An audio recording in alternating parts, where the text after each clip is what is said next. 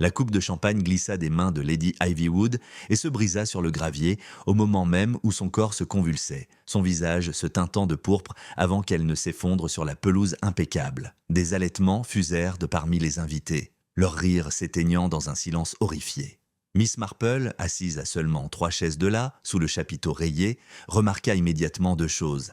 L'odeur âcre et amère d'amande qui émanait de la coupe tombée et le silence figé d'un invité à l'autre bout de la table, observant la scène non pas avec horreur mais avec calcul. « Poison », murmura Miss Marple en se levant déjà. Son regard parcourut la table, observant chaque verre, chaque main tremblante, et puis un autre cri.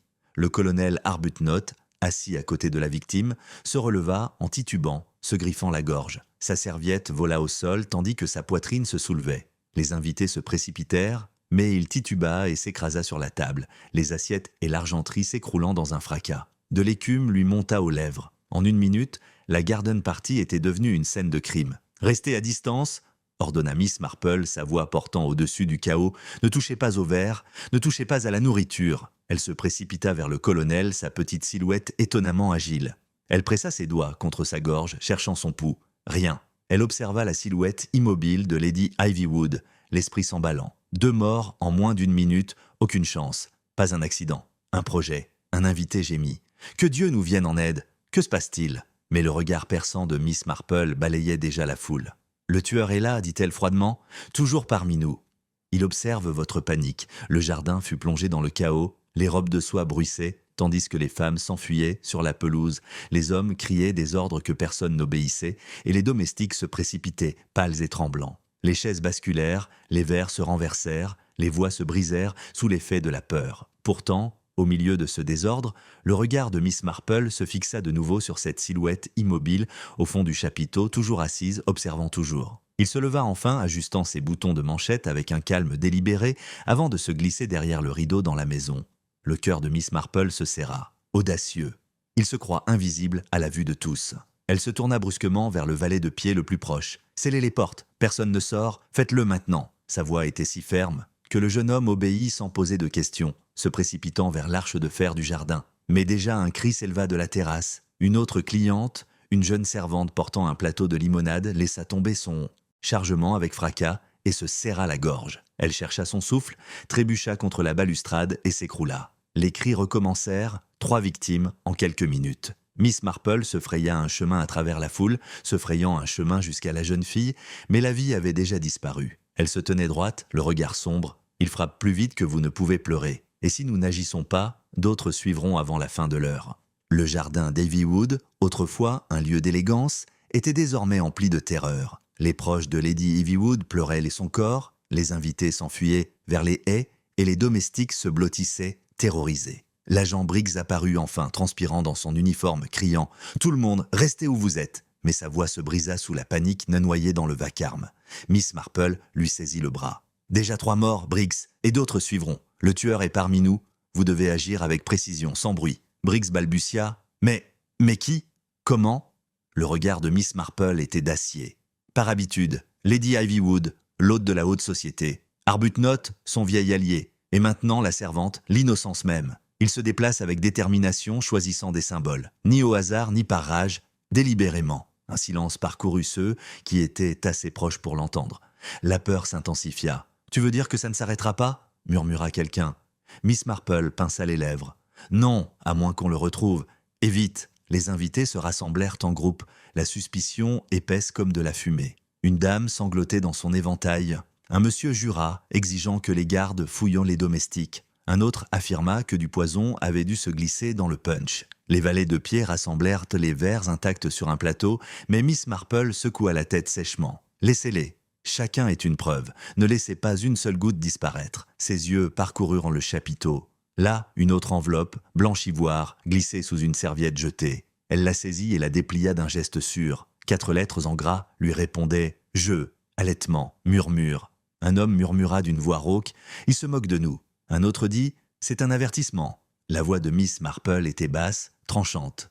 Ce sont les deux. Ils jouent avec les vies comme s'il s'agissait de pièces étoffe sur un échiquier. Ce n'était pas un meurtre, c'était toujours un jeu.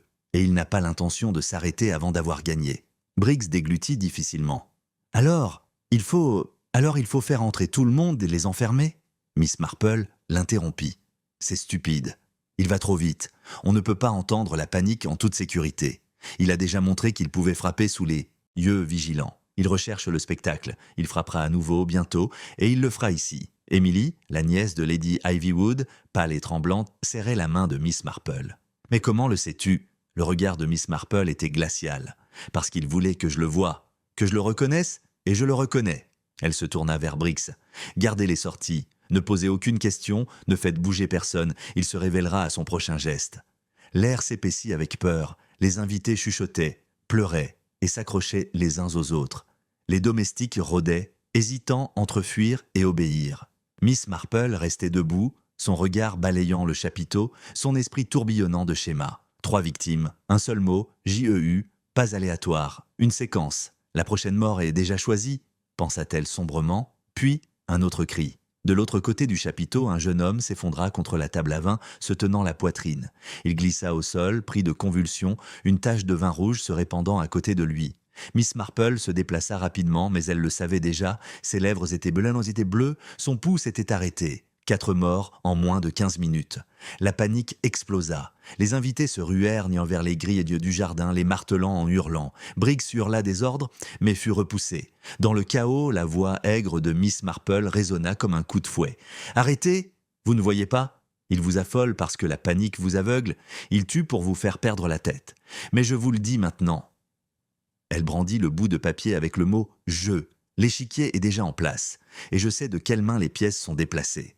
La foule se figea, le regard fixé sur lui. La peur et la fureur se mêlaient dans leurs yeux. Quelqu'un cria « Alors nommez-le !» Miss Marple plissa les yeux en regardant la terrasse couverte de lierre, où la silhouette qu'elle avait déjà aperçue s'attardait hors de vue. « Pas encore, dit-elle doucement, d'une voix d'acier, mais bientôt. » Le jardin trembla de silence pendant un instant, de trop. Puis un bruit le fendit, un battement lent, délibéré, moqueur. La silhouette apparut, un mince sourire aux lèvres, son regard balayant la foule terrifiée. Miss Marple en retint son souffle. Tellement effronté, il a l'intention de jouer ouvertement maintenant. Mais avant que Briggs ou quiconque ne puisse bouger, l'homme se fondit dans l'ombre, le son du claquement persistant, comme une malédiction. Miss Marple glissa le slip dans son châle. Elle se tourna vers les villageois et les invités tremblants d'une voix froide et résolue. Il croit que c'est son jeu, mais il oublie. Il m'a invité à l'échiquier, et je ne joue jamais pour perdre. Le chapiteau n'était plus un lieu de civilité, mais d'hystérie. Les invités se pressaient vers les portes, paniqués et encombrés de soie, leurs voix s'élevaient en cris, leurs chapeaux et leurs gants piétinaient. Les domestiques criaient, tentant de rétablir l'ordre, mais leur propre terreur les trahissait. La foule faillit engloutir l'agent Briggs, sa matraque impuissante face à la marée. Et Miss Marple se tenait fermement au centre, sa petite silhouette semblant stable tandis que le chaos grondait autour d'elle. Emily serrait sa manche tremblante, murmurant « Il faut sortir, il faut… » « Non, dit Miss Marple sèchement. C'est précisément ce qu'il veut, le désordre, la fuite aveugle. Pris de panique, il se cache. Mais si nous restons immobiles, nous voyons. » Ses yeux balayèrent la pelouse, cherchant, lisant. Elle nota chaque victime tour à tour. Lady Ivywood, l'hôtesse, le colonel Arbuthnot, l'allié, la servante, l'innocence, le jeune homme, la frivolité. 4 symboles, 4 morts, chacune en quelques minutes. Et puis le bout de papier, JEU, pas au hasard, un schéma. « Retour, tout le monde !» hurla Briggs, mais personne n'obéit. Une servante s'évanouit, et sa maîtresse hurla comme si elle aussi avait été frappée. 2 hommes se disputèrent violemment, chacun accusant l'autre d'avoir versé du poison dans les verres. L'atmosphère était infernale. Miss Marple éleva la voix, aussi sèche qu'un fouet. « Arrêtez cette folie !» À sa surprise, l'ordre fut cinglant, figeant une douzaine de visages. Elle s'avança, brandissant le ticket marqué « Game ». Ce n'est pas une chance, ce n'est pas une querelle. C'est un dessein. Déjà 4 morts, chacune choisie avec soin. Vous n'êtes pas en sécurité pendant le vol. Il frappera à nouveau et bientôt. Halètements, sanglots, jurons. Emily murmura « Comment le sais-tu » Le regard de Miss Marple était sombre. Parce qu'il ne tue pas pour s'échapper, il tue pour performer. Et un artiste ne termine jamais son numéro avant que le public ne soit brisé. Ces paroles sonnèrent justes et les invités retombèrent dans un silence gêné. Briggs profita de ce silence pour aboyer et demander à ses hommes de sceller les portes de la terrasse et de surveiller les grilles du jardin. Miss Marple saisit l'occasion. Lady Ivywood, Arbuthnot, la servante, le jeune homme, qu'est-ce qui les relie ? Elle parle à voix haute, les pensées s'emballant. Ni profession, ni classe sociale. Symbole, il s'en prend aux symboles, la société, l'autorité, l'innocence, la frivolité. Il veut détruire les piliers de cette communauté, un par un. Des murmures se sont répandus. Une dame a sangloté. Alors, n'importe lequel d'entre nous pourrait être le prochain. Pas du tout, corrigea froidement Miss Marple. Choisis, délibéré. Il écrit ses intentions avec une clarté irréprochable. Et le mot suivant est déjà écrit, même si nous ne le tenons pas. Encore. Un cri retentit près du buffet. Un valet de pied serrait un plateau d'argent, la main tremblante. « Tiens, encore un !» cria-t-il, en désignant d'une enveloppe épinglée au linge. Miss Marple se fraya un chemin à travers la foule, la saisit et la déplia d'un geste vif.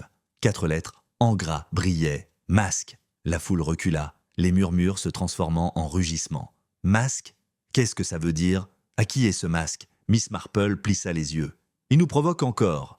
Masque, dissimulation, faux semblant, il veut dépouiller quelqu'un de son déguisement, tuer non pas le corps, mais la réputation. » Son regard parcourut les fêtards, les yeux écarquillés et craintifs. Et dans une telle société, qui porte plus souvent un masque que ceux qui se sourient en cachant un scandale, halètement, protestation défensive. Un monsieur a grogné « Vous nous accusez tous !» Miss Marple l'ignora, son esprit déjà en pleine ébullition. Ce message est une déclaration d'intention. Il démasquera quelqu'un ce soir avec du poison ou une lame, peu importe. Il a déjà choisi. Soudain, une agitation éclata près de la fontaine. Les invités se dispersèrent, tandis qu'une femme hurlait. Miss Marple se précipita, ses jupes effleurant l'herbe. Là, affalée contre le rebord de marbre, se tenait Madame Witherby, l'épouse du vicaire, le visage pâle, les lèvres légèrement écumantes. Un masque de courtoisie déchiré, révélant le scandale de la mort. Émilie a la main sur la bouche. Briggs jura. « Encore un !» On surveillait les portes. Il n'a pas besoin de porte, rétorqua Miss Marple. Il a juste besoin de votre battement de cils. Elle se pencha vivement, examinant le verre que Madame Witherby serrait toujours dans sa main. Une légère odeur d'amande confirma sa crainte. Du poison se glissa à nouveau dans son verre, invisible. La foule hurlait. « 5 ! 5 en moins d'1 heure. Nous sommes condamnés. »« Non, » dit Miss Marple fermement en se levant. « Nous sommes mis à l'épreuve. » Et chaque mot qu'il laisse est à la fois une provocation et une piste.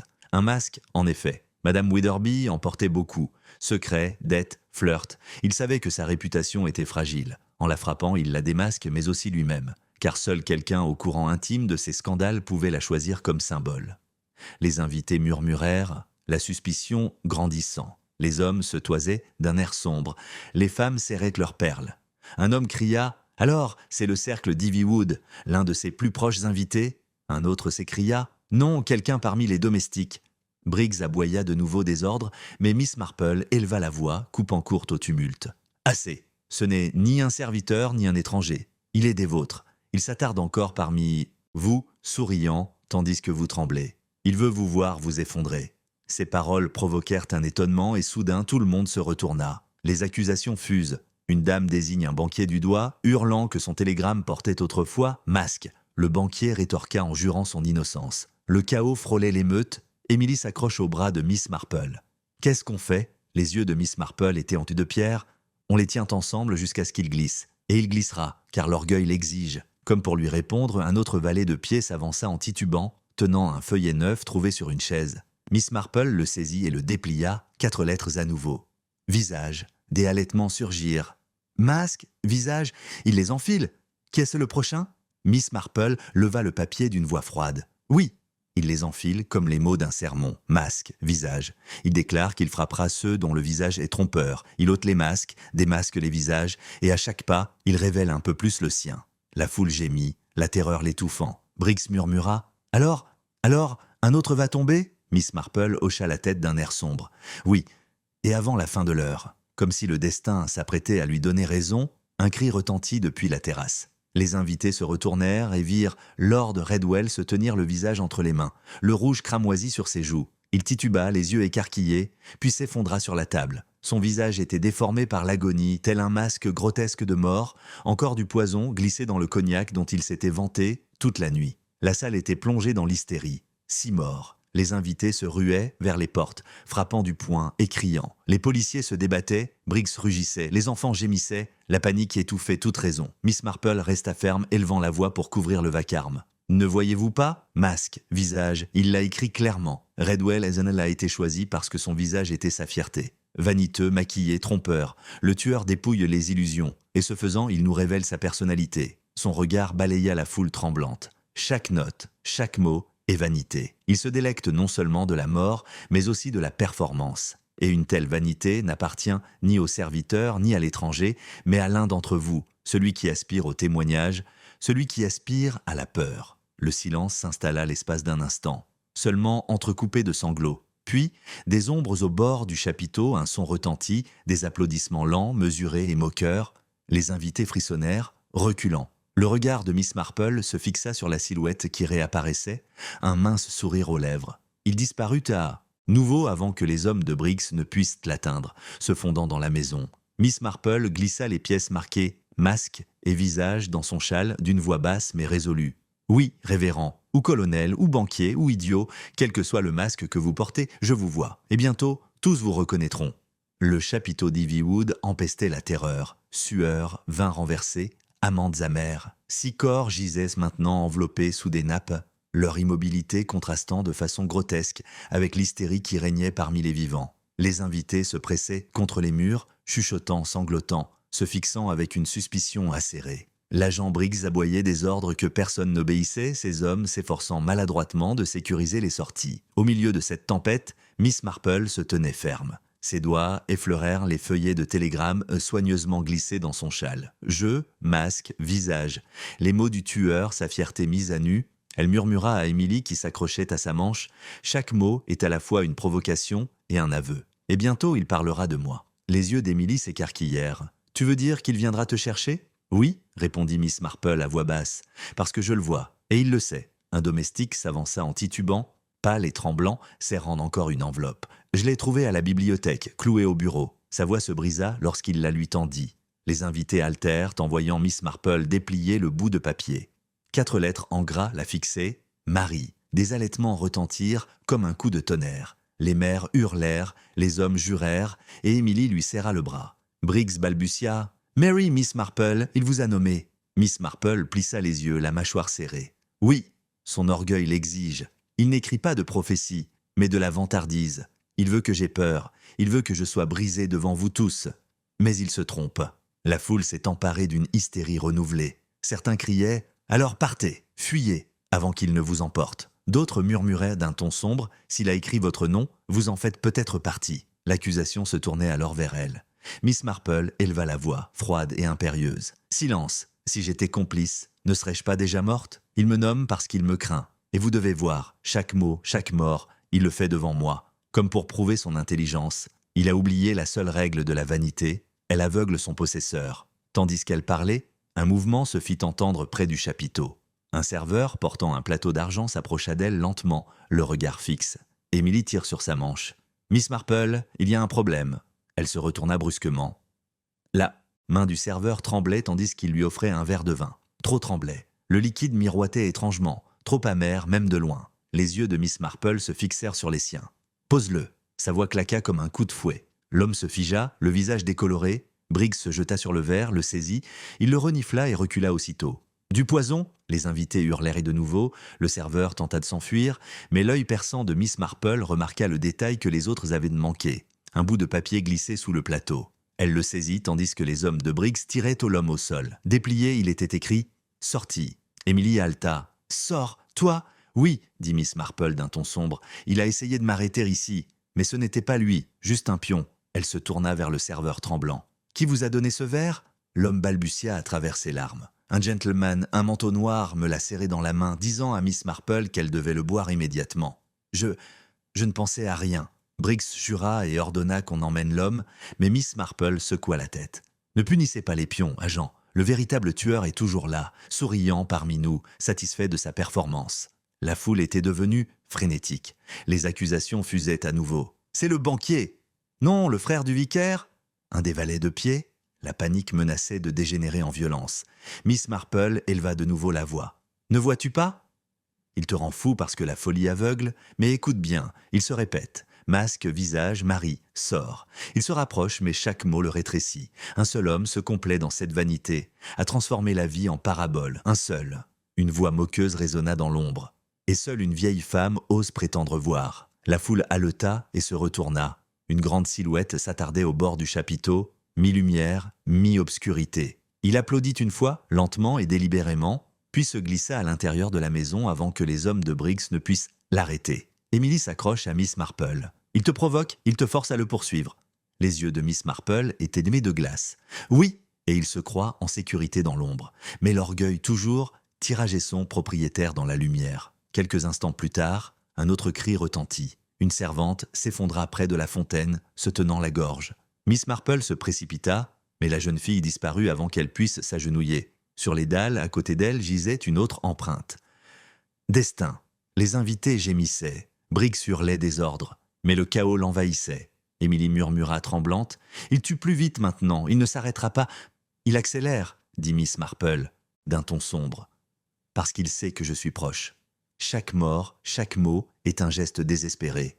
Il me nomme, il nomme le destin, il déclare la sortie, il croit contrôler la fin. Mais il oublie, le plateau n'est pas encore à lui. » Elle se retourna brusquement, balayant du regard les invités paniqués. « Écoutez-moi, ce n'est pas un étranger. Il est des vôtres. Il rôde encore, et avant l'aube, je le démasquerai. » Les invités se pressèrent à nouveau, les voix s'élevant, paniquées et furieuses. Un homme tenta d'en frapper un autre, persuadé de l'avoir vu glisser quelque chose dans un verre. Des femmes hurlèrent, des enfants gémirent, les policiers peinèrent à contenir la foule. Briggs cria au calme, mais sa voix se brisa sous l'effet de la peur. Miss Marple leva la main, imposant le silence. Lentement, incroyablement, le silence se répandit. Son regard, brillant et froid, parcourut le couloir. « Vous l'avez vu agir.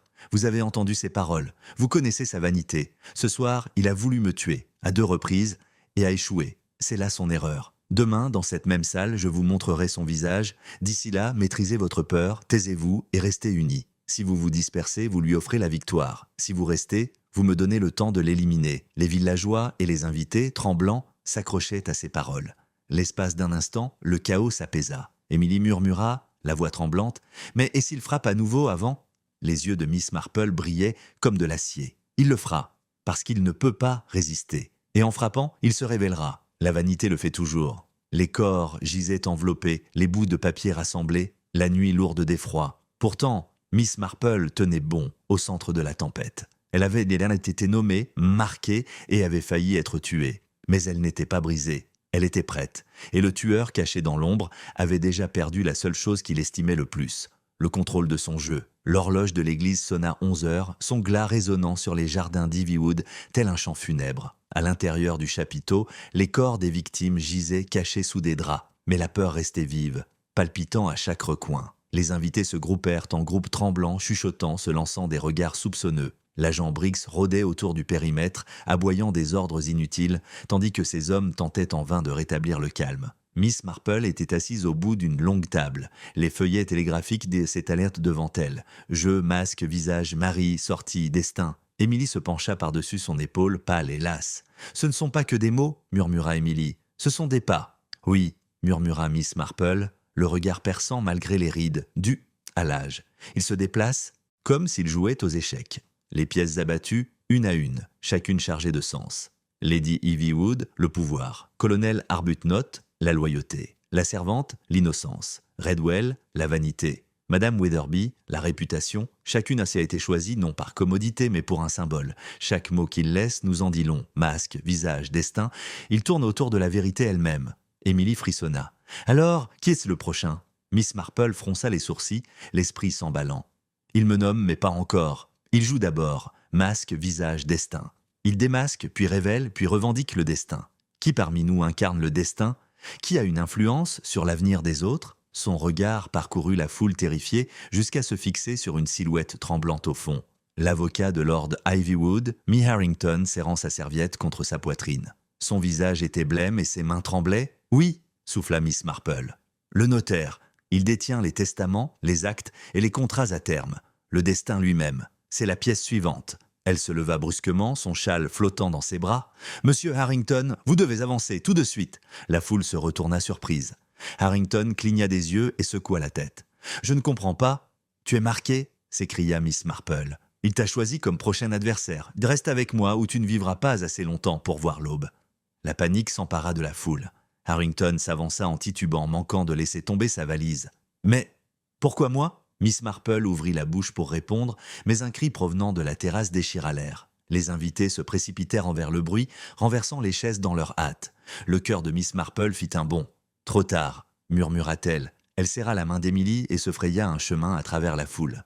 Sur les marches de la terrasse, l'assistant de Harrington, le jeune Monsieur Blitt, se convulsait sur la pierre. De l'écume ruisselait sur ses lèvres, sa serviette éparpillée à côté de lui, des papiers flottant dans la nuit, un gobelet de vin enveloppé dans un voile brillait à ses côtés. Miss Marple tomba à genoux, pressant ses doigts contre sa gorge, mais son pouls avait déjà disparu. Emily sanglota. « Mais c'était censé être Harrington !» Miss Marple plissa les yeux. Non, Blight était le remplaçant. Harrington était la véritable cible, mais le garçon a pris sa place. Le tueur a anticipé ma déduction, il a déplacé la pièce lui-même. La foule hurla d'horreur. Harrington tomba à genoux, le visage entre les mains. Il a tué Bliss. Il l'a tué parce qu'il prenait ma place. Oui, répondit Miss Marple d'un ton sombre, parce que le garçon portait votre serviette. De loin, il avait l'air du rôle.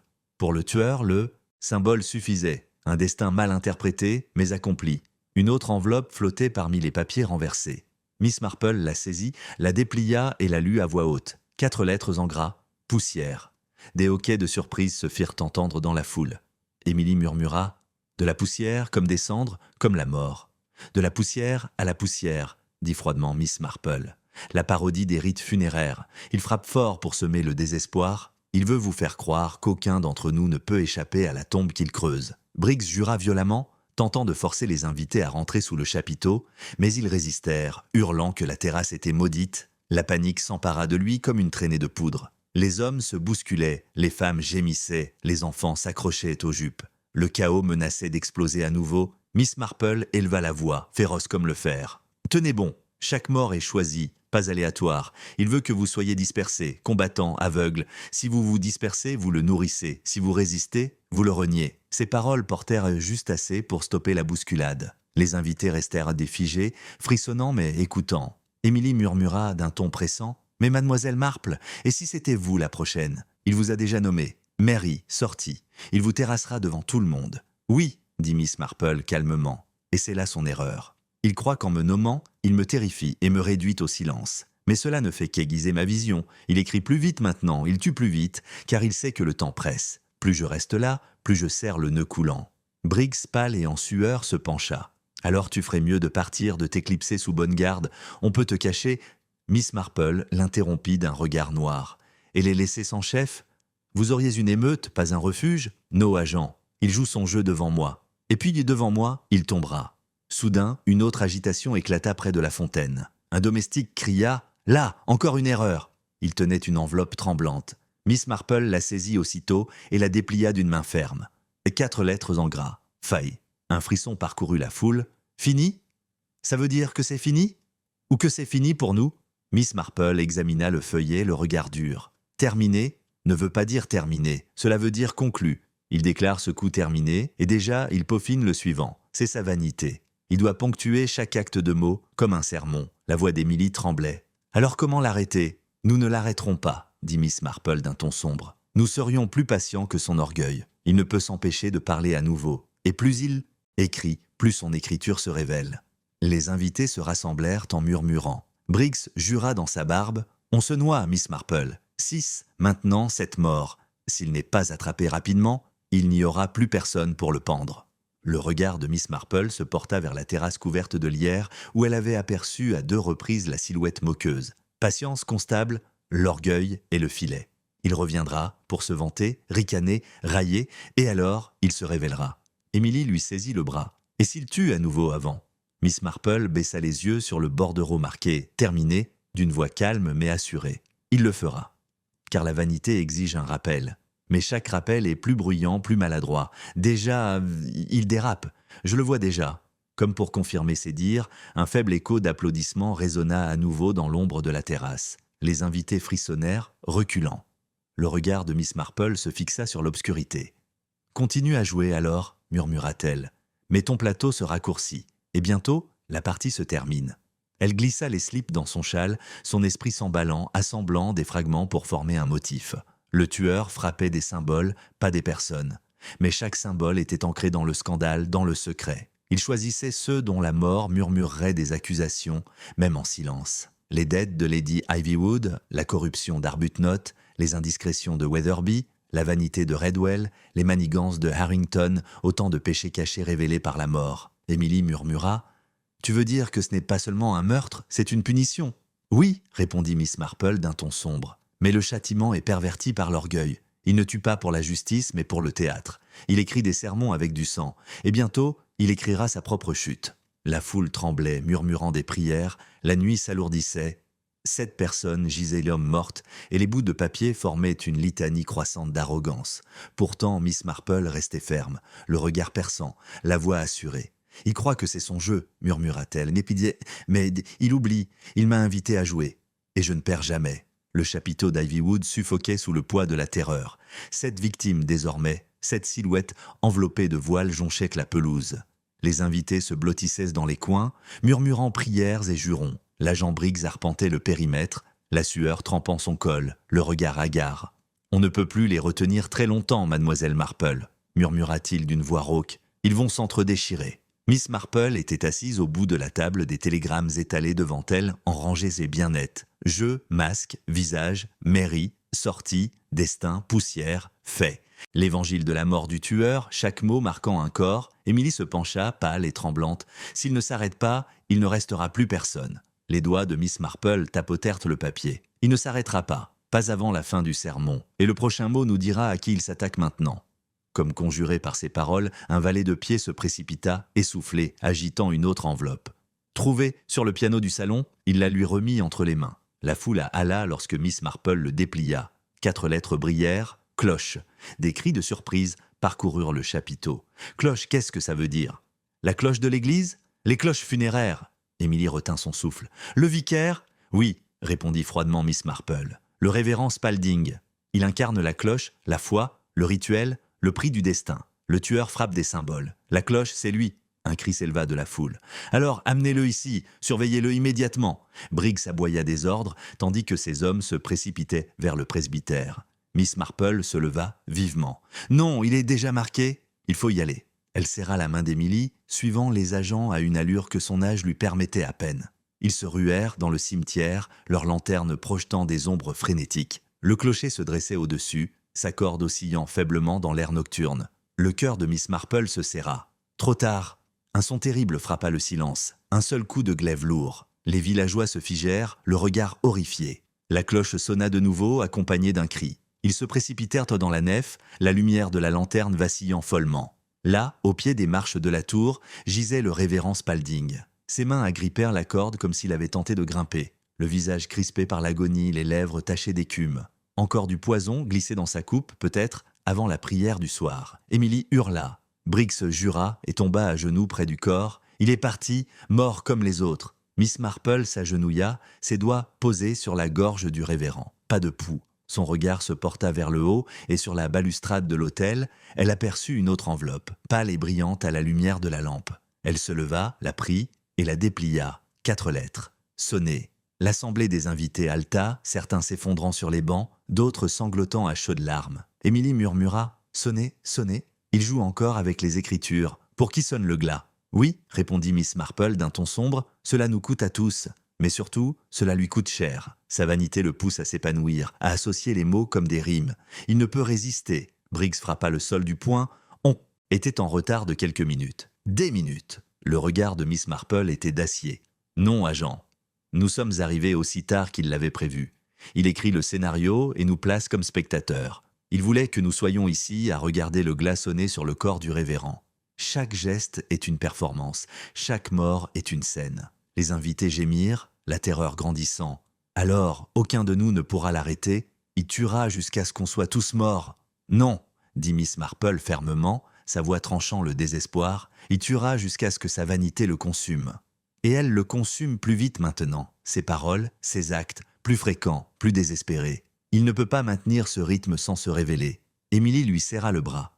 Mais comment allons-nous survivre jusque-là? Miss Marple déposa les fiches, Belle et Toll, à côté des autres. Nous survivons en observant, en refusant la panique, en le faisant agir plus vite qu'il ne peut se cacher, déjà son orgueil lui arrache la main. La foule tituba vers le chapiteau, la peur redoublait. 8 corps désormais, le chapiteau ressemblait à une morgue, ses tables transformées en civières. Les invités sanglotaient, chuchotèrent des accusations, et se serraient les uns contre les autres. Briggs aboya à ses hommes de doubler la garde à chaque sortie. Miss Marple se tenait ferme, le regard perçant. « Il me nomme, il nomme le destin, il nomme la cloche, le péage, chacun est un échelon de son échelle. Mais les échelles ne mènent qu'à la chute, sa fin approche. » Une femme sanglotait amèrement. « Et combien d'autres mourront d'ici là ?»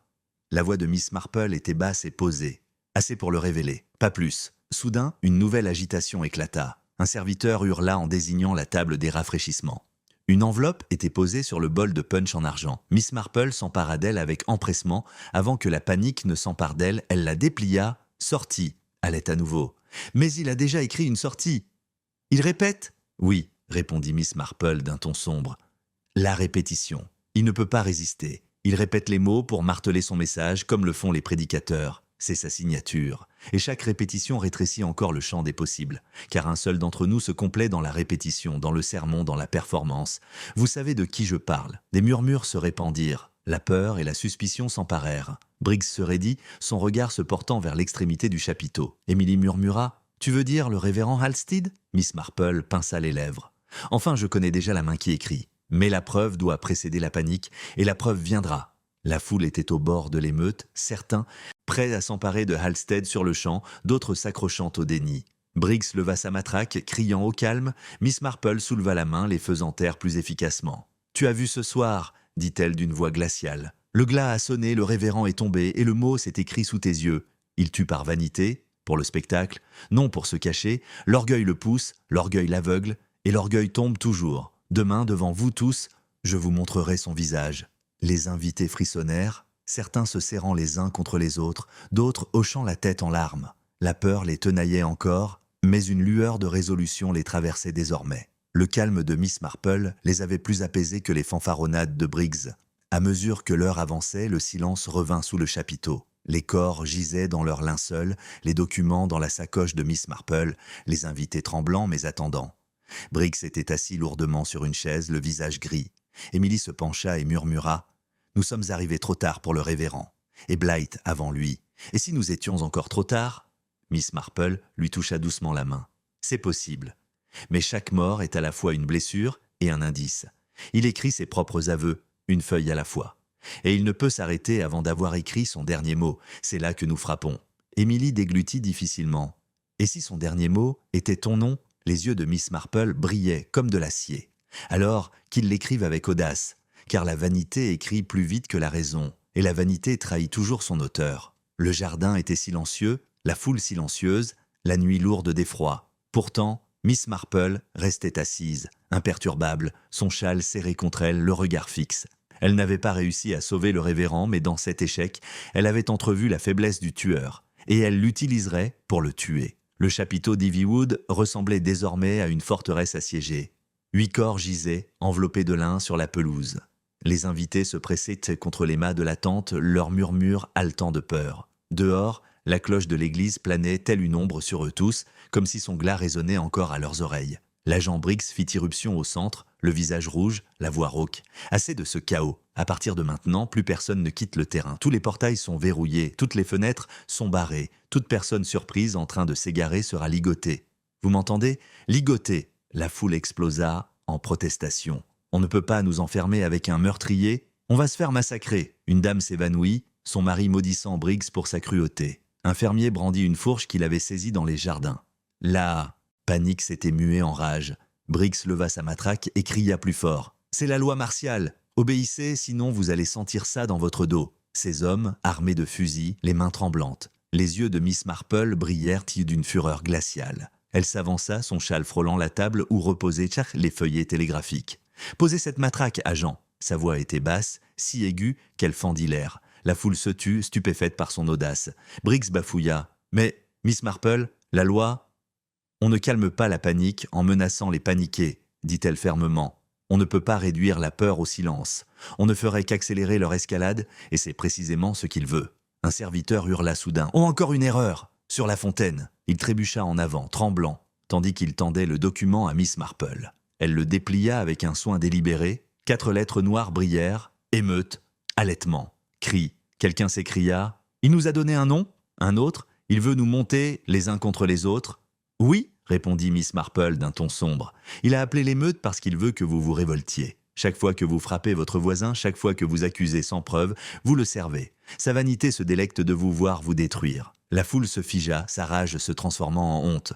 Même le fermier baissa sa fourche. Briggs déglutit difficilement ses fanfaronnades s'essoufflant. « Alors, qu'est-ce qu'on fait ?» Le regard de Miss Marple parcourut les visages tremblants. « Restez debout, attendez. Refusez de le laisser vous manipuler comme des pions. C'est notre seul moyen de résistance. » Mais la défiance était fragile face à une telle peur. Une dame hurla soudain en désignant une servante. « C'était elle! Elle a servi le vin, elle a dû avaler le poison. » La servante gémit, tomba à genoux, jurant son innocence. Des hommes la saisirent par les bras, prêts à la traîner. Miss Marple s'avança au milieu d'eux, la voix tranchante comme une lame. « Libérez-la immédiatement. Si c'était elle la tueuse, se recroquevillerait-elle autant? Non. Elle est un pion, comme vous tous. Il se cache derrière votre peur. » Les hommes hésitèrent, puis la relâchèrent lentement. La servante sanglota, serrant la jupe de Miss Marple. Émilie murmura en tremblant. « Ils vont se déchirer de toute façon. Ils ne pourront plus tenir très longtemps. »« Oui, » murmura Miss Marple. « Et il frappera à nouveau quand ils se briseront. Nous devons les maintenir en place jusqu'à ce que sa vanité le trahisse davantage. » Soudain, un agent de police accourut du jardin blanc comme la craie. Un autre, près du four. Miss Marple se dépêcha avec Briggs et un groupe d'invités. Ils firent irruption dans la cour, recouverte de lierre où les vieux fours en briques du domaine étaient d'effroi. Et là, affalée contre la pierre, se tenait Cook elle-même, son tablier saupoudré de farine, les lèvres écumantes. Une casserole en cuivre renversée reposait à côté d'elle, un léger parfum d'amande y persistant. Émilie hurla. Neuf, un autre bout de papier était épinglé sur la porte du four. Miss Marple le prit et le déplia lentement. 4 lettres en gras, four. Elle se retourna, la voix froide. Il se moque même du pain qui vous nourrit. Il frappe au foyer lui-même. Émeute, four, il vous pousse à la frénésie, au désespoir. Les invités pleuraient, à chaudes larmes. Briggs jura. On ne peut pas surveiller chaque pièce, chaque tasse, chaque recoin. C'est là son but, dit Miss Marple. Il veut vous faire croire que vous êtes impuissant. Mais il devient de plus en plus insouciant, plus vite à chaque coup. Il répète les mots et les associe comme des rimes. Bientôt, sa main sera visible. Les invités regagnèrent le chapiteau en titubant, la terreur grandissante. Ils se pressèrent autour de Miss Marple comme si elle seule pouvait les protéger. Elle se tenait fermement, son châle chargé de jupons qu'elle avait récupéré. « Écoutez bien, dit-elle, il tue les symboles. Lady Ivywood, le pouvoir, Arbuthnot, la loyauté, Weatherby, la réputation, Redwell, la vanité, Spalding, la foi, Cook, le foyer, chacun choisit pour son sens, et non pour le hasard. Il écrit son sermon dans la mort, son évangile dans le poison, et la vanité le fait décrire plus vite, plus hardiment. L'orgueil écrit plus fort à chaque mot. » La foule était suspendue à sa voix, tremblante mais stabilisée par sa certitude. Émilie murmura « Mais s'il tue à nouveau, si nous ne pouvons pas l'arrêter ?» Les yeux de Miss Marple brillèrent. Alors, chaque mort est un pas de plus vers sa confession. Il ne peut résister à sa propre performance, et lorsqu'il prononcera son dernier mot, son masque tombera. Un bruissement parcourut le chapiteau. Une autre enveloppe était apparue, épinglée effrontément au mât central. Des exclamations de surprise fusèrent lorsque Miss Marple l'arracha. F-E-R. Des cris ont suivi. « Du fer ?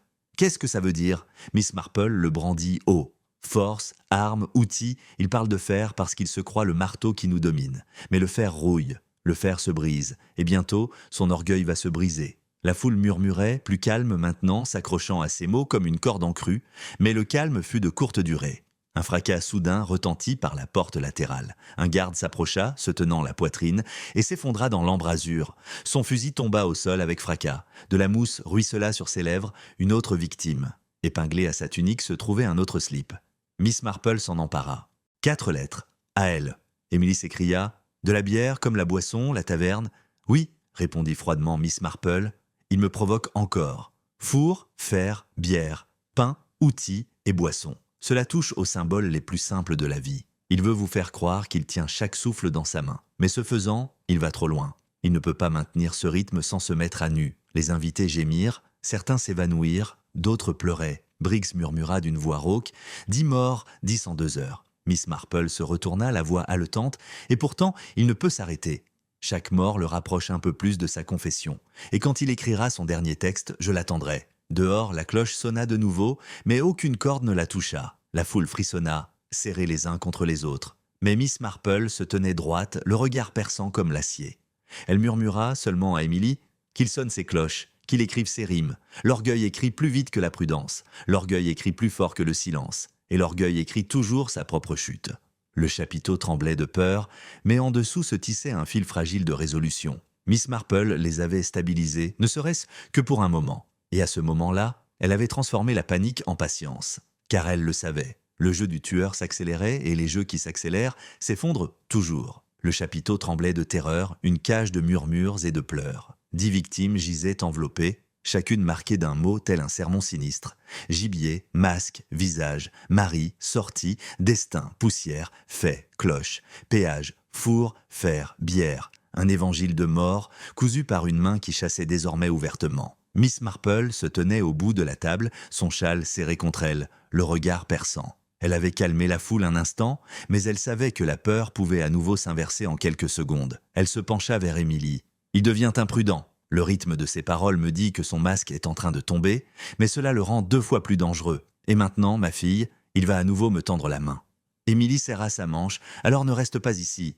Ils te tueront sous les yeux de tous. »« Oui, » répondit calmement Miss Marple. « C'est pourquoi je ne dois pas lui donner la parole. S'il veut que je sois sous ses projecteurs, je le lui refuserai. Il s'attend à ce que je sois au grand jour, je vais donc me cacher. » Elle ramassa les feuillets dans sa sacoche et se leva. Briggs fronça les sourcils, la sueur perlant sur son front. « Où allez-vous, Miss Marple?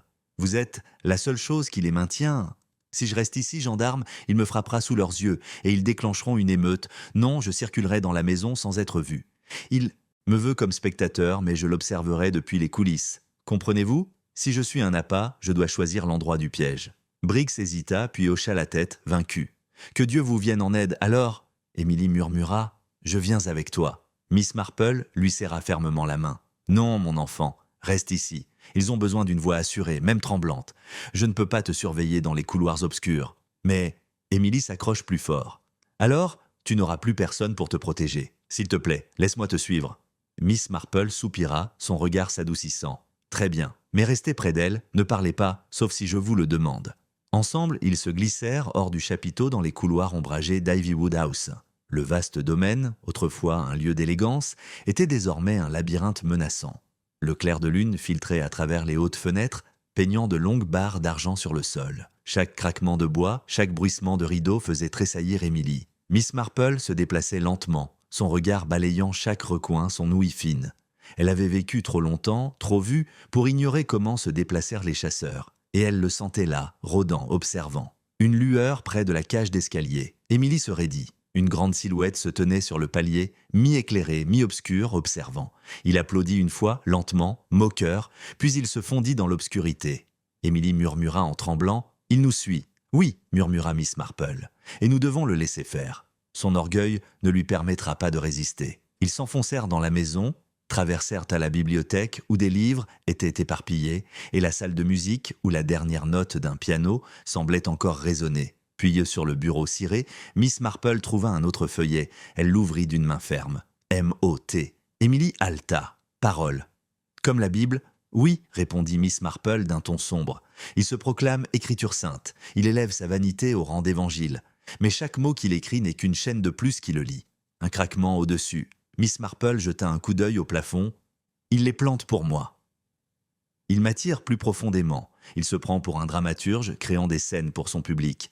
Mais la vanité fait de mauvais chasseurs. Il se croit intelligent, mais en vérité, il laisse des traces aussi visibles que des miettes de pain. Ils pénétrèrent dans la cuisine. Les casseroles tintèrent doucement, dérangées par le vide. Sur la table, une autre feuille, épinglée avec un couteau, était posée. Miss Marple la détacha. « Masque !» La voix d'Émilie se brisa. « Encore ?» Il répète. « Oui, toujours de la répétition. Les sermons reposent sur le rythme. Il ne peut pas résister. » Et cette répétition le trahirait complètement. Elle le glissa dans son cartable. Il entoure sa propre confession. Un bruit soudain se fit entendre derrière eux. Émilie hurla tandis que la porte du garde-manger s'ouvrait brusquement. Un homme se précipita, une fiole de verre à la main. Miss Marple repoussa Émilie, la fiole se brisant sur les dalles où elle se tenait. Une odeur d'amande amère emplit l'air. Les hommes de Briggs se précipitèrent et saisirent l'agresseur, mais Miss Marple secoua la tête. Pas lui. Encore un pion. La vraie main observe toujours, satisfaite de son spectacle. Le prisonnier, sangloté sous les coups des gendarmes, saisirent. « J'ai été payé. Il m'a mis la fiole dans la main et m'a dit que je serais récompensé si je la tuais. » Émilie tremblait. Alors il arme les autres, il les utilise comme des marionnettes. Oui, murmura Miss Marple. Et chaque marionnette révèle le désespoir du marionnettiste. Il ne peut pas me frapper lui-même, pas encore. L'orgueil exige qu'il fasse grand. Alors il envoie des pions pour adoucir la scène. Ils avancèrent dans la cave, sous la maison. Les murs de pierre humides se refermèrent autour d'eux, la lumière des lanternes vacillant. L'air sentait la terre, le moisi et les secrets. Émilie murmura « On se croirait dans un tombeau ». Miss Marple s'arrêta devant un vieux tonneau de vin. Une autre étiquette y était accrochée. Elle la détacha. Affrontée, Émilie haleta. « Encore ?»« Oui », dit doucement Miss Marple. « Masque, visage, parole. Des images qui tournent sans cesse, tromperie, vanité. Il ne peut s'empêcher de le proclamer. Il est obsédé par la révélation, la performance, et bientôt la performance le dévorera. » Ils s'enfoncèrent de plus profondément dans la cave. Les ombres s'allongeaient, les lanternes vacillaient, puis un autre bruit. Des claquements lents, résonnant contre la pierre. Émilie se figea, serrant le châle de Miss Marple. « Tu entends » murmura Émilie. « Oui » répondit calmement Miss Marple. Il se croit intelligent, mais seuls les vaniteux se révèlent aussi haut et fort. Au fond de la cave, la lumière de la lanterne éclaira quelque chose de pâle. Une autre enveloppe, clouée à une poutre. Miss Marple la retira, les doigts s'enfermaient malgré le froid. Suivant, Émilie gémit. « La prochaine ? Il parle d'une autre victime déjà ?»« Oui, » dit Miss Marple. « Il me provoque encore. Il déclare que la séquence ne s'arrêtera pas. Mais en écrivant, suivant, il révèle son urgence. Il écrit trop vite maintenant. Il ne peut plus garder le masque et cela le brisera. » Un murmure moqueur traversa l'obscurité. « La prochaine Miss Marple. Et peut-être, ce sera vous. » Émilie hurla en serrant son bras. La lumière de la lanterne oscillait violemment, des ombres s'étirant sur la pierre. Mais la voix avait disparu, engloutie par le silence. Miss Marple plissa les yeux. « Oui ?»« Approche-toi alors. Plus tu t'approches, plus ton visage s'éclaire. » Ils retournèrent enfin au chapiteau, portant les nouveaux feuillets, MOT, masque à nouveau, visage à nouveau, suivant. Les invités se précipitèrent envers eux, les yeux écarquillés, la peur exacerbée. Miss Marple leva bien haut les feuillets. Il écrit plus vite maintenant. Mots, masque, visage, puis suivant. Chaque répétition, chaque provocation n'est pas une force, mais une faiblesse. Il se précipite, car il sait que le temps presse. Il vous pousse au désespoir, mais son propre orgueil le pousse à la révélation. Et la révélation le démasquera. La foule tremblait, accrochée à ses paroles. Émilie murmura « Mais Miss Marple, il a failli vous tuer ce soir. » « Oui, » répondit calmement Miss Marple. « Et c'est pourquoi il tombera. La vanité ne peut tuer en silence. Il doit performer, et performer révèle plus que le silence ne le pourrait. » Elle rangea les feuillets dans sa sacoche, le regard d'acier. 10 corps gisaient, gelés, la foule tremblait de peur, et le tueur errait toujours en liberté. Mais Miss Marple en avait assez vu. Le sermon était presque terminé. Bientôt, le prédicateur se présenterait devant son troupeau. Le chapiteau d'Ivywood tremblait sous le poids de la terreur. 11 corps gisaient, maintenant enveloppés, l'air chargé de sueur, de vin renversé et de peur. Les invités se rassemblaient dans les coins, murmurant prières et accusations. L'agent Briggs était assis, lourdement sur une chaise, le visage blême, ses hommes trop lasses pour aboyer des ordres. Miss Marple se tenait au bout de la table, son châle serré, les bouts de papier étalés devant elle comme une écriture noire. Jeu, masque, visage, mairie, sortie, destin, poussière, fait, cloche, péage, four, fer, bière, motte, masque encore, visage encore, suivant. Un sermon écrit dans la mort, chaque mot une vantardise. Émilie murmura à ses côtés « Il se moque de nous, chaque faux pas qu'il fait, ce n'est pas juste un indice, c'est son plaisir. »« Oui, » dit doucement Miss Marple, et l'orgueil est la cause de la perte de tout meurtrier. Il se croit intelligent, intouchable, mais son orgueil ne peut s'empêcher de parler trop fort. Déjà sa voix le trahit. Elle leva la tête et regarda la foule. « Écoutez-moi, chaque mot qu'il écrit n'est pas choisi au hasard. Il est délibéré. Masque, visage, mot, suite, il se répète, incapable de résister. Ce n'est pas la main d'un inconnu. C'est une voix que vous connaissez. » Halètement, murmure. Une femme serrait son enfant dans ses bras. Un homme murmurait « Alors nommez-le avant que d'autres ne tombent. » Miss Marple secoua la tête. Pas encore, donner un nom sans preuve ne ferait qu'alimenter sa vanité. Mais laissez-moi vous montrer ce que lui seul ferait. Relisez les mots. Elle les tapota, l'un après l'autre. Masque, visage, mots. Ce ne sont pas les choix d'un tueur ordinaire. Ce sont ceux d'un prédicateur, un homme qui vit de paraboles et de répétitions. Seul un tel homme pouvait étaler sa fierté sur le papier avec autant d'audace. Tous les regards se tournèrent vers le révérend Halstead, assis raidement près du fond, le visage pâle mais l'expression soigneusement composée. La voix d'Halstead rompit le silence. « C'est de la folie. Vous ne pouvez pas m'accuser pour des bouts de papier. Je suis un serviteur de Dieu, j'ai passé la soirée à réconforter les effrayés, pas à empoisonner le troupeau. Une vague de murmures s'éleva. Certains acquiescèrent, soulagés par son déni. D'autres murmurèrent, mal à l'aise. Le regard de Miss Marple était froid. Et pourtant, la main qui écrit ne peut se cacher éternellement. Chaque lapsus porte la même inclinaison, le même ornement, le même rythme que les sermons affichés sur les portes des paroisses. La répétition n'est pas fortuite, c'est une signature. Halstead serra les mâchoires, sa voix tremblant de fureur contenue. « Tu oses ?» Miss Marple l'interrompit d'une voix cinglante. « J'ose, car chaque corps ment comme preuve. Ces mots ne sont pas une prophétie, mais une confession. Et vous le savez. » La foule haleta. La suspicion s'épaissit comme de la fumée. Mais avant que Briggs puisse bouger, un cri interrompit l'instant. À la table du buffet, l'une des convives, Madame Denholm, s'effondra, se griffant la gorge. Sa tasse de thé s'écrasa au sol, laissant échapper un parfum d'amande amère. Les convives le poussèrent de des cris perçants et reculèrent précipitamment. Miss Marple s'élança, mais Madame Denholm disparut en quelques secondes, les lèvres bleues, le regard vitreux. Une autre enveloppe se trouvait près de sa serviette tombée. Miss Marple la saisit, la déplia et la lut à voix haute « Priez ». La foule hurla d'horreur. Certains tombèrent à genoux, murmurant des prières désespérées. D'autres se tournèrent aussitôt vers Halstead. « Priez, c'est lui !» Il se moque de la prière elle-même. Halstead se releva d'un bond, le visage rouge, les yeux brûlants. « Non, c'est un blasphème. Elle ment, elle retourne ta peur contre moi. » Miss Marple leva le bout de sa languette, la voix claire. « Priez, sonnez, sonnez, parole, amen. Ne voyez-vous pas? Le sermon entier est de lui. » Aucun meurtrier, hormis un prédicateur, n'écrirait de telles paroles. Et aucun autre prédicateur que lui n'est ici. La foule se rua, les voix s'entrechoquant. Certains réclamaient son arrestation, d'autres s'accrochaient au déni, refusant de condamner l'homme à qui ils avaient de confier leurs aveux. L'agent Briggs s'avança en titubant, le visage consterné. « Mademoiselle Marple, si vous avez raison, alors il tue sous notre nez. Mais si vous avez tort… » Le regard de Miss Marple était glacial. « Je n'ai pas tort. Regardez son visage. » Regardez ses yeux. L'orgueil ne peut se dissimuler lorsqu'on est acculé. Tous les regards se tournèrent, les lèvres d'Halstead se retroussèrent, ses mains se crispèrent, son calme se brisa sous le poids de la suspicion. L'espace d'un instant, une lueur de triomphe traversa son expression, comme s'il savourait la terreur qu'il avait provoquée. Émilie murmura en tremblant « Il apprécie ça, il savoure ça. »« Oui, » murmura Miss Marple, « parce que l'orgueil ne résiste pas. Il croit toujours diriger la scène. Mais le rideau tombe. » Soudain, un autre agent de police surgit du jardin en titubant, la chemise tachée, le visage blême. « Trouvez un autre corps, près de la porte de la taverne. » La foule hurla de nouveau. Miss Marple se précipita dehors, suivie de Briggs et Emily. Les lanternes vacillèrent violemment lorsqu'elles atteignirent le portail. Un autre homme gisait là, le visage déformé, les lèvres écumantes, une cruche cassée à côté de lui. Un slip était épinglé à son manteau. Miss Marple le lut à voix haute. « Agneau, allaitement, cri, l'agneau de Dieu. » Il se moque encore des Écritures. La voix de Miss Marple était glaciale. « Oui, Lambe. Répétez. » Il ne peut s'empêcher de sermonner. Mais la répétition rétrécit encore plus la main. Seul un prédicateur pourrait se fixer ainsi.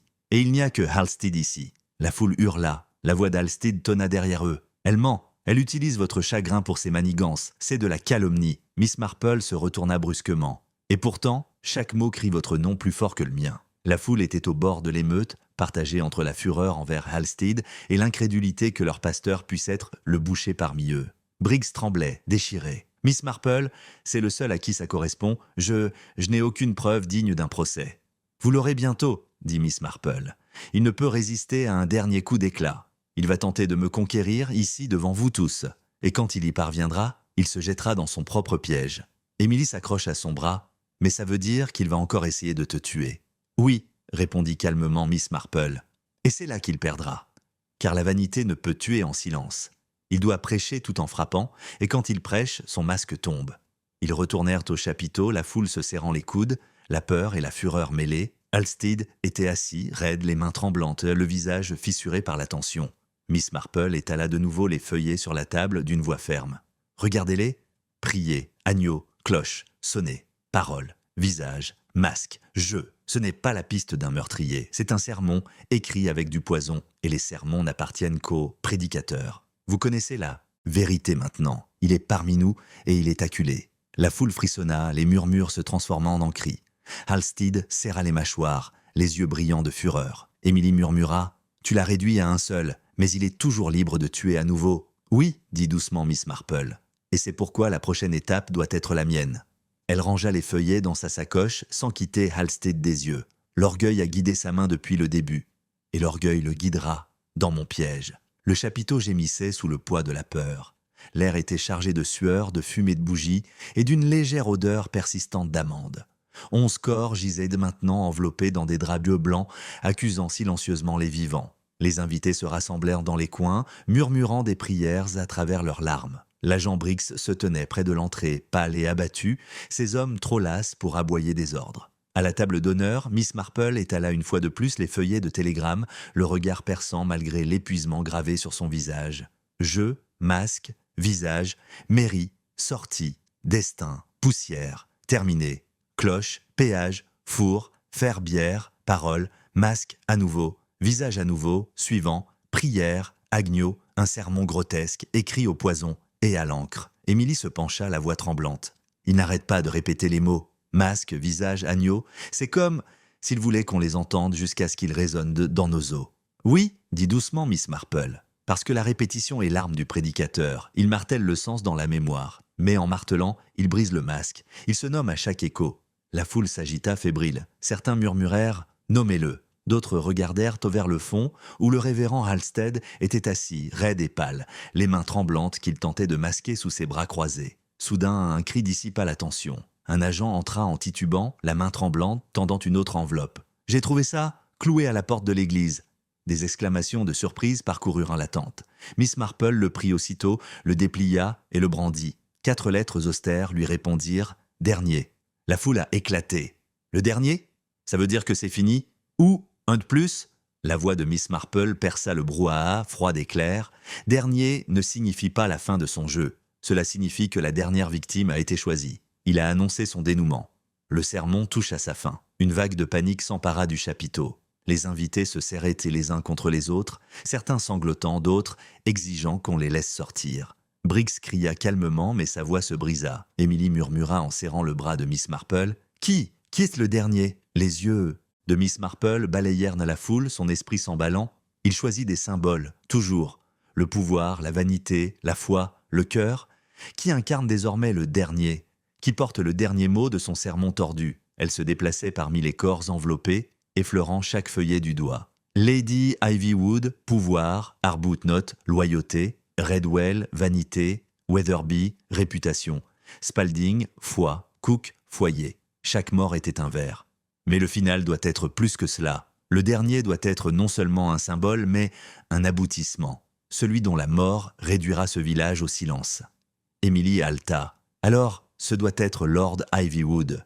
Oui, répondit Miss Marple d'un ton sombre. Le maître du domaine. Sa chute anéantirait la maison elle-même. C'est l'acte final que désire le tueur. La foule se retourna, tous les regards se rapprochant d'Ivywood. Il se tenait raide au fond de la tente, le visage blême, serrant une canne de ses mains tremblantes. Il balbutia « Tu crois qu'il parle de moi ?» « Oui, dit Miss Marple. Vous êtes son dernier atout. » Le chaos s'installa. Certains invités se précipitèrent pour encercler Lord Ivywood, tentant de le protéger. D'autres crièrent qu'il fallait l'emmener immédiatement et le cacher dans le caveau de l'église. Briggs aboya pour que ses hommes des eaux forment une garde. La panique s'empara de lui, les cris se mêlant aux sanglots. Miss Marple éleva la voix, féroce comme un fouet. « Silence ! Si vous paniquez, vous lui facilitez la tâche. Ne vous dispersez pas. Ne criez pas. Le tueur s'en nourrit. Vous tiendrez bon ou vous en enterrez d'autres avant la fin de l'heure. » La foule se figea, tremblante mais attentive. Même Briggs se tut, sa matraque pendante. Miss Marple se tourna vers Ivywood. « Vous devez rester à proximité. Ne buvez pas, ne mangez pas, ne respirez pas l'air sans surveillance. Il frappera, mais pas en silence. Sa vanité exige du spectacle. C'est notre chance. » Comme prévu, un autre cri perça la nuit. Les invités se ruèrent vers l'entrée du chapiteau tandis qu'un garde titubait, se tenant la poitrine et s'effondrait au sol. De la mousse bouillonnait à ses lèvres. Une autre enveloppe vola hors de la poche de son manteau. Miss Marple s'en saisit et le déplia. 4 lettres en gras. « Attendez ». Des halètements se firent entendre. « Attends ? Qu'est-ce que ça veut dire ? Cela signifie, dit Miss Marple d'un ton sombre, qu'il continue de jouer avec nous. Il nous dit d'attendre le dénouement, de rester impuissant pendant qu'il aiguise le couteau. Attendre, enfin, il annonce sa fin mais la retarde pour savourer notre peur. » Émilie murmura. Ivywood va mourir, mais pas tout de suite. Il fait durer le suspense. « Oui, répondit Miss Marple, parce qu'il a soif d'audience. Et plus vous tremblez, plus sa fierté s'élève. La foule gémissait, sanglotait, murmurait des prières. Ivywood s'effondra sur une chaise, blanche comme du papier, murmurant « Je serai la fin de tout ça. Il veut me terrasser devant vous tous. » Miss Marple resta ferme. Pas si nous ligotons son orgueil. Il doit frapper là où vous pouvez le voir. Il doit performer, et en performant, il se dévoilera. Un autre agent entra en titubant, pâle, tenant un autre bout de papier trouvé dans l'allée du jardin. Miss Marple l'ouvrit. 4 lettres noires. Priez. Les invités ont crié « Encore !» Il répète « Oui », répondit froidement Miss Marple. Il répète car la répétition est à son vice. Parole, prière, agneau, toujours le sermon, toujours la vanité, et chaque répétition le rétrécit davantage. Son regard se tourna brusquement vers Halstead, figé, le visage crispé par une fureur à peine contenue. L'espace d'un instant, le masque se fissura. Une légère ondulation triomphale ornait ses lèvres. Miss Marple le vit et comprit. Emily murmura « Tu es sûre maintenant, n'est-ce pas ?»« Oui, » murmura Miss Marple. « J'en étais certaine avant. Mais maintenant, son orgueil est dévoilé, même à ses yeux. » Elle éleva la voix vers la foule. « Le dénouement est décidé. Ivywood est son dernier. Mais il ne peut frapper sans spectacle. Il ne peut tuer en silence. Il doit déclarer sa fin avant d'agir. Et c'est alors qu'il dévoilera son jeu. » Briggs déglutit difficilement. « Alors, qu'est-ce qu'on fait ?»« On plante le décor, » dit calmement Miss Marple. « On lui fait croire que le final lui appartient. Et quand il bouge, on le prend sur le fait. » La foule adélait. Ivywood gémit, serrant plus fort sa canne. Emily tremblait, mais s'accrochait à la manche de Miss Marple. Les feuillets étaient étalés sur la table, leurs mots brillants à la lumière de la lampe. Dernier, attendre, prier, agneau. La voix de Miss Marple était d'un froid glacial. Le tableau était presque plein. Le sermon était presque chanté. Mais chaque mot qu'il écrit le lit plus fort. Et bientôt, l'orgueil le mènera à sa propre destruction. La cloche de l'église sonna de nouveau, mais personne ne la toucha. Les invités frissonnèrent et se signèrent, mais Miss Marple se tenait droite, les yeux fixés sur les ombres au bord du chapiteau. « Viens alors, » murmura-t-elle, « écris ton dernier mot, car alors le masque tombera. » Le chapiteau tremblait comme une bête sous tension. 11 cadavres gisaient, enveloppés dans un linceul, chacun marqué de bouts de papier qui transformèrent la mort en écriture. Les vivants se blottissaient dans les coins, les yeux rougis par les larmes, la voix rauque par les prières. Chaque ombre semblait bouger, chaque souffle semblait empoisonné. Miss Marple se tenait au centre, son châle chargé des bouts de papier ramassés. Dernier, attendre, prier, agneau, des mots qui annonçaient un final. Des mots qui se rapprochèrent de la révélation. Son regard se porte sur le révérend Halstead, assis raide au fond, les mains trop serrées, les lèvres pincées. Il ressemblait à un homme attendant la fin des applaudissements. Emily se pencha et murmura « Tu sais que c'est lui, pourquoi ne pas le saisir maintenant ?» « Parce que, » murmura Miss Marple, « l'orgueil ne se laisse jamais vaincre par la force, il doit se vaincre lui-même. Si nous agissons trop tôt, le doute le sauvera. Mais si nous laissons sa vanité le guider, il se confessera devant tout le monde. » Elle s'avança, sa voix tranchant les tremblements de la foule. « Écoutez-moi, le tueur a annoncé sa fin. Lord Ivywood était son dernier. Mais il ne peut pas tuer en silence. Chaque meurtre est un sermon, chaque erreur un verset. Il ne finira pas sans spectacle. » Halètements, sanglots, Lord Ivywood lui-même serrait sa canne. Ses lèvres remuant sans bruit, la terreur gravée dans chaque ride. La voix de Miss Marple se durcit. « Nous allons donc lui donner sa scène. Nous nous réunirons ici, ensemble, où il devra jouer s'il veut achever sa performance. Et lorsqu'il jouera, il se révélera. » L'agent Briggs blêmit. « Vous voulez dire la pâter ?»« Oui, » répondit Miss Marple avec fermeté. « Nous la pâtons avec ce qu'il désire le plus, être témoin. Vous ferez le tour du chapiteau, sous les yeux de tous. Les invités prendront place là où tous les regards se porteront. Et Ivywood trônera au centre, le final auquel il ne pourra résister. » La foule murmurait, certains horrifiés, d'autres suffisamment désespérés pour s'accrocher à n'importe quel plan. Briggs jura à voix basse, puis aboya des ordres à ses hommes. Lord Ivywood s'avança en titubant, tremblant. « Vous voulez m'utiliser comme appât, me mettre à découvert pour son poison ?»« Oui, » répondit froidement Miss Marple. « Parce qu'il frappera, que vous vous cachiez ou non ? Mieux vaut qu'il frappe là où tout le monde peut le voir plutôt que dans l'ombre où la panique s'intensifie. » Le seigneur vacilla, manquant de s'effondrer, mais Miss Marple le stabilisa d'une main ferme. « Courage, monseigneur. Mieux vaut être une cible dans la lumière qu'un cadavre dans l'obscurité. » Émilie murmura en tremblant. « Mais mademoiselle Marple, et s'il vous frappait à la place, il vous a déjà nommé dans ses feuillets ?» Les lèvres de Miss Marple se retroussèrent légèrement. « Oui. Et c'est pourquoi il échouera, car s'il vient me chercher, il devra se vanter haut et fort, et en se vantant, il se démasque. » Les invités étaient assis, pâles et tremblants. Les hommes de Briggs étaient alignés le long du périmètre, fusils prêts, même si leurs mains tremblaient. Ivywood se tenait au centre, sa canne cliquetant sur le sol. Miss Marple restait à la table d'honneur, sa sacoche de feuillets devant elle, les yeux fixés sur l'ombre. Pendant un long moment, le silence régna. Seul le bruissement des jupes et le léger craquement des toiles emplissaient l'air. Puis, des applaudissements lents et mesurés. Des exclamations de surprise parcoururent le chapiteau. Du fond, le révérend Halstead s'avança, les yeux brillants, les lèvres étincelantes d'un léger sourire. Il applaudit de nouveau, puis écarta les bras. « Mon troupeau, dit-il d'une voix vibrante, vous tremblez parce que vous avez peur de la mort. Mais la mort n'est pas à craindre. La mort est un sermon. La mort est la vérité. Et ce soir, la vérité est écrite au milieu de vous. » Des cris éclatèrent. Certains tombèrent à genoux, d'autres hurlèrent qu'on l'attachât. Briggs s'élança, mais la voix aiguë de Miss Marple l'interrompit. « Attendez, gendarme, laissez-le prêcher, car la vanité exige sa propre confession. » La voix d'Halstead s'éleva, triomphante. « J'ai écrit ces mots pour que vous compreniez. Masque, visage, prière, agneau, chacun de vous est un trompeur, chacun dépouillé de toute illusion. Je suis la main de la justice, la voix de Dieu, et ce soir, le dernier mot sera prononcé. » Il sortit une fiole de sa manche, le liquide à l'intérieur luisant d'une pâleur éclatante. Des halètements s'échappèrent de la foule. Ivywood recula en titubant, hurlant. La voix de Miss Marple résonnait comme de l'acier. « Voilà !» Sa vanité le démasque. Il ne peut tuer sans un sermon. Il ne peut frapper sans se vanter. Il se nomme dans chaque mot.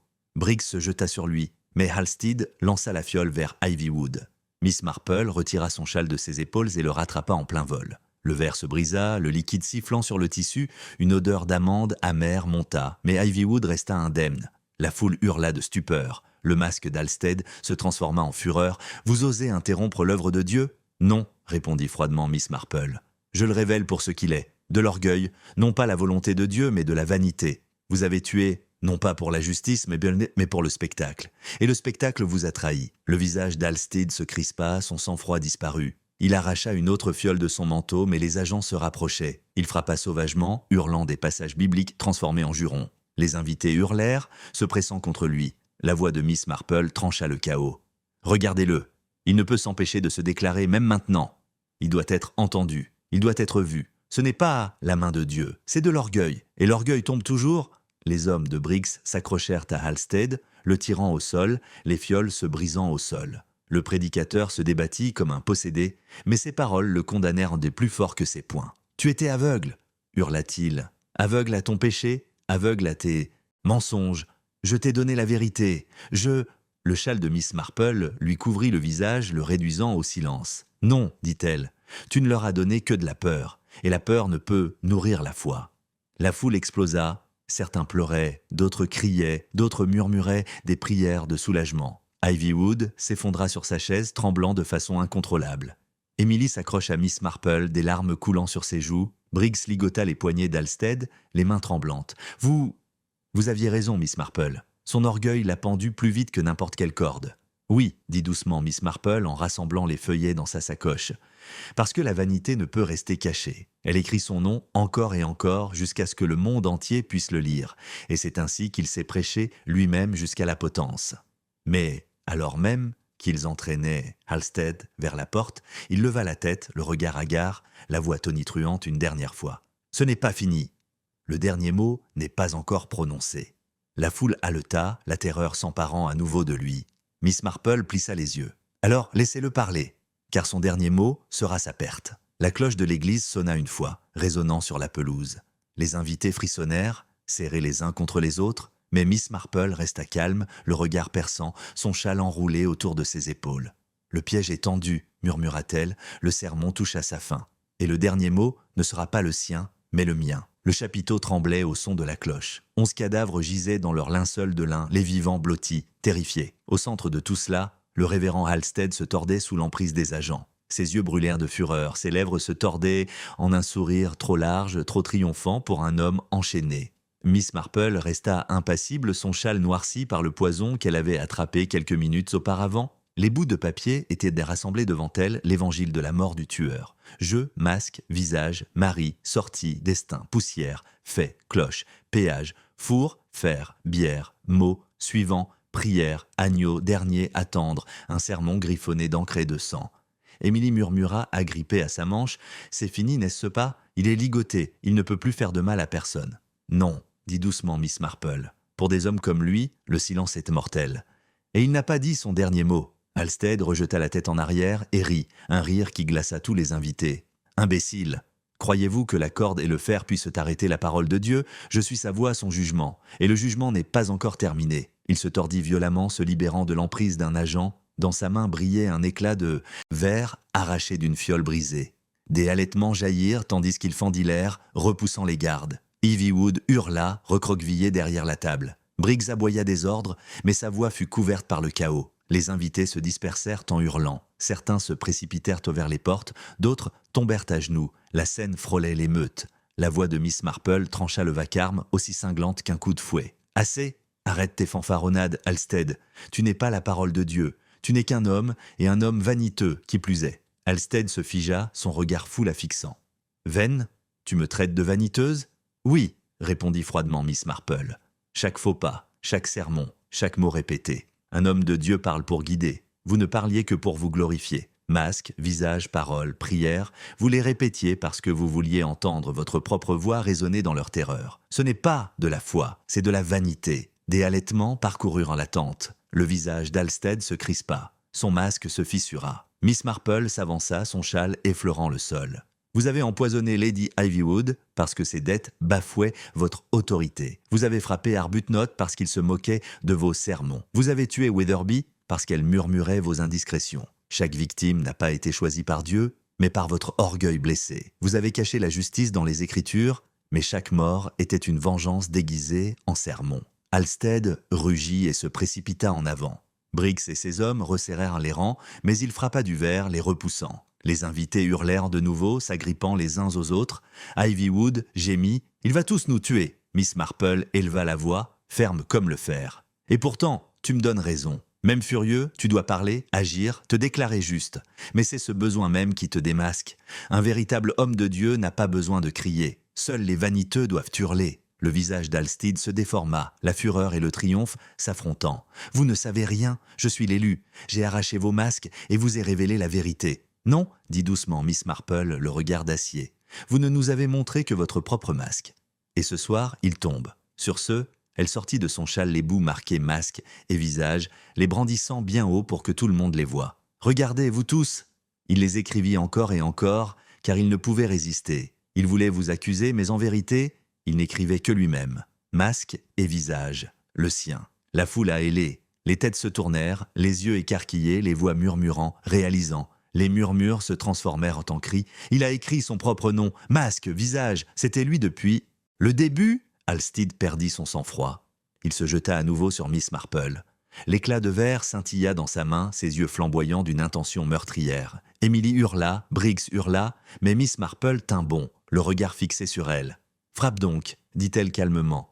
Mais sache ceci, même en tuant, tu confesses. Chaque mot que tu as crié, chaque lapsus que tu as écrit, chaque vantardise que tu as faite, t'as déjà pendu. L'orgueil suffit d'une corde. » Halstead hurle, lève son verre bien haut, mais les hommes de Briggs s'élancèrent enfin et le plaquèrent au sol. L'éclat s'écrasa sur le sol. Halstead se débattit, criant des passages bibliques transformés en jurons, mais les invités ne voyaient plus que folie là où ils craignaient autrefois le jugement. Miss Marple s'avança, la voix claire et nette. « Voici votre berger. Non pas la voix de Dieu, mais celle de la vanité. Il a tué, non pas pour sauver, mais pour s'exalter. Et ce faisant, il s'est révélé plus sûrement que s'il avait signé. Ses paroles l'ont trahi, et son orgueil l'a livré entre vos mains. » La foule haleta, puis, peu à peu, l'hystérie céda la place à quelque chose de plus stable, la reconnaissance. Les mères serraient leurs enfants dans leurs bras, les hommes inclinèrent la tête, les femmes murmuraient des prières, non plus par terreur, mais par soulagement. Halstead se tordait contre ses liens, le regard hagard. « Tu crois avoir gagné? Tu crois que Dieu ne voit pas? Il y en aura d'autres? D'autres ?» Miss Marple secoua la tête, l'air triste. « Non, révérend, il n'y en aura plus. Vous vous croyez élu, mais vous avez été consumé. Et la vanité ne laisse jamais d'héritier. Ce soir, le sermon prend fin. » Les agents le tirèrent en arrière, lui liant les bras. Les mains de Briggs se tremblaient, tandis qu'il essuyait la sueur de son front. « Il a failli nous avoir tous. Mais vous l'avez vu dès le début. »« Non, » répondit Miss Marple d'une voix douce. « J'ai seulement vu ce que l'orgueil fait toujours. Il se répète de plus en plus fort jusqu'à ce que le monde entier le voie. Il n'a pas pu résister et c'est pourquoi il est tombé. » Émilie s'accroche à elle, les larmes perlant sur ses joues. « Tu es resté là pendant qu'il essayait de te tuer ? Tu n'avais pas peur? Oui, dit doucement Miss Marple. Mais la peur ne doit jamais étouffer la vérité. Et la vérité, c'est que sa vanité le rendait faible. J'avais besoin qu'il crie, se vante et se produise. Ce n'est qu'alors que vous pourriez tous le voir comme je le voyais. La cloche de l'église sonna une fois de plus, basse et définitive. La foule frissonna, mais Miss Marple resta calme, son châle serré contre elle, le regard fixe. « Le glas ne sonne pas pour nous, dit-elle, il sonne pour lui. Et le sermon est terminé. » L'écho de la cloche de l'église s'estompa, laissant que la respiration saccadée des vivants et le silence étouffé des morts. Le chapiteau sentait la cire et la peur, l'air était lourd du poids de 11 linceuls. Et dans l'île de tout cela, le révérend Halstead était ligoté, sa voix autrefois autoritaire réduite à des murmures rauques. Miss Marple se tenait au-dessus de lui, son châle tiré vers le bas, le regard fixe. Les boutons de papier, les écritures tordues du tueur, étaient rassemblés dans ses mains. Jeu, masque, visage, mairie, sortie, destin, poussière, fête cloche, péage, four, fer, bière, motte, suivant, prière, agneau, dernier, attendre. Chacun d'eux était une vantardise. Chacun était un pas vers son démasquage. Émilie serra sa manche et murmura « C'est vraiment fini? Il ne peut plus tuer personne, n'est-ce pas ?»« Non, » dit doucement Miss Marple.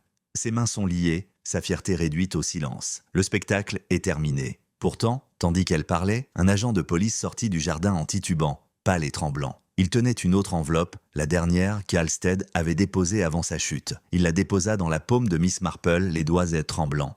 Des halètements parcoururent le chapiteau lorsqu'elle le déplia. 4 lettres austères lui répondirent « Fin ».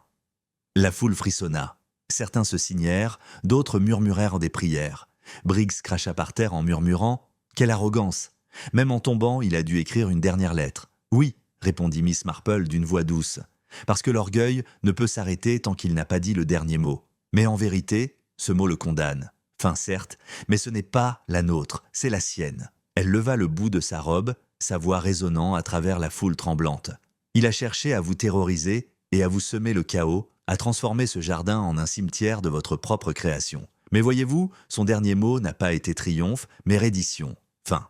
Son sermon est terminé, et lui aussi. Pour la première fois de la soirée, la foule expira à l'unisson. Ce n'était pas encore du soulagement, mais le début d'une libération, une mince lueur d'espoir perçant l'obscurité. Halstead se tordit contre ses liens, les yeux brûlants, la voix brisée. « Imbécile, vous croyez que tout cela s'arrête avec moi? Vous pensez que vos mensonges et vos péchés ne seront pas effacés ?» Miss Marple se pencha, la voix basse, mais assurée. « Ce n'est pas le péché qui vous a condamné, révérend, c'est la vanité. Vous n'avez pas pu résister à votre propre écho. Chaque mot que vous avez laissé n'était pas un jugement, mais une confession. La cloche n'a pas sonné pour nous, mais pour vous. » Halstead grogna, mais ses paroles se réduisirent au silence. Sa tête s'affaissa, le combat l'abandonnant enfin. Les hommes de Briggs le tirèrent debout, ses chaînes cliquetant, sa silhouette amoindrie, non plus celle d'un berger, mais celle d'un loup démasqué. Les invités s'agitèrent, la peur cédant peu à peu la place à l'épuisement. Des mères apaisèrent leurs enfants qui gémissaient dans leurs bras. Des hommes rassemblaient les morts, murmurant des prières sur les linceuls. Lady Ivywood, pâle et tremblante, serrait ses perles et murmura « Je n'aurais jamais cru que ce soit lui. » Miss Marple se tourna vers elle d'un ton doux mais ferme. « Tu pensais que ce n'était pas lui, car il portait le masque de la piété. Mais les masques sont toujours les plus faciles à porter, et la vanité finit toujours par les briser. » Émilie murmura les yeux écarquillés « Tu l'as vu avant tout le monde, comment ?» Miss Marple sourit faiblement malgré la lassitude de ses yeux. Parce que la répétition est le miroir le plus clair. Un homme qui écrit sans cesse le même mot ne révèle pas ses ouailles, mais lui-même. Masque, visage, prière, toujours le même refrain. La vanité n'est rien si elle n'est pas répétitive. Briggs s'approcha, essuyant la sueur de son front. Je l'ai envoyé au magistrat. Il sera incarcéré à l'aube. Mademoiselle Marple, je ne sais pas ce que nous aurions fait sans vous. Vous en auriez enterré plus que vous ne pouviez en compter, dit simplement Miss Marple. Mais souvenez-vous de ceci, constable. La peur fait mal voir. L'orgueil, lui, se montre toujours si l'on sait où regarder. Briggs déglutit difficilement, puis baissa la tête.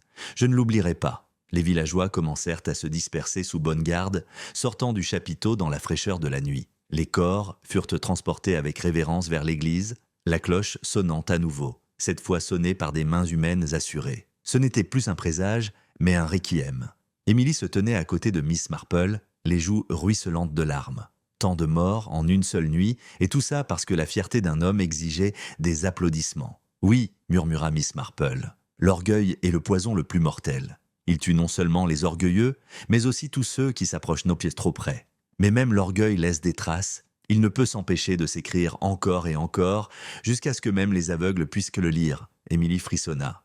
Est-ce que les gens se sentiront un jour à nouveau en sécurité? Miss Marple posa doucement la main sur son bras. La sécurité n'est jamais en l'absence de danger, ma chère. Elle réside dans la clarté. Ce soir, vous avez tous vu ce que l'orgueil peut faire. Cela suffit pour la sécurité, si seulement vous vous en souvenez. Halstead fut traîné devant lui, les yeux encore flamboyants, même si sa voix était devenue un murmure. Vous verrez tous, le dernier mot est à moi. Le regard de Miss Marple croisa le sien pour la dernière fois. Non, révérend, le dernier mot était « fin », et c'était le vôtre. Nous n'écrirons plus. Pour une fois, il n'avait pas de réponse. À l'aube, les corps furent enterrés. La foule regagna ses maisons et le silence reprit possession des jardins d'Ivywood. L'agent Briggs et ses hommes escortèrent Halstead jusqu'au chariot de la prison, les chaînes cliquetant à chaque pas. Il n'était plus un prédicateur, plus un berger. Il était simplement un homme dépouillé de son masque, sa vanité enfin brisée. Miss Marple se tenait à la grille avec Emily, regardant la charrette disparaître dans l'allée. L'air sentait la terre et la cendre, et le soleil levant colorait l'horizon d'un léger or. Emily murmura « J'ai l'impression que le monde a changé du jour au lendemain. » « Oui, dit doucement Miss Marple. Mais le monde change toujours quand la vanité est démasquée.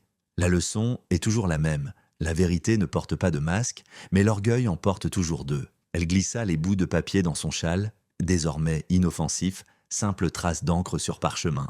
« Viens, mon enfant, rentrons à la maison. La victoire est un peu réconfortante, mais le thé est réconfortant. Et après une telle nuit, même le thé peut avoir le goût du salut. » La cloche sonna à nouveau tandis qu'il s'éloignait, ferme et solennel. Mais cette fois, le son n'était pas porteur de terreur, mais d'une faim. Le sermon était terminé, le jardin était silencieux, et Miss Marple, calme et posée, avait une fois de plus démontré que l'orgueil et la vanité peuvent tuer, mais qu'ils ne peuvent échapper à la vérité. Le dernier mot était écrit, et ce n'était pas le sien, c'était le sien.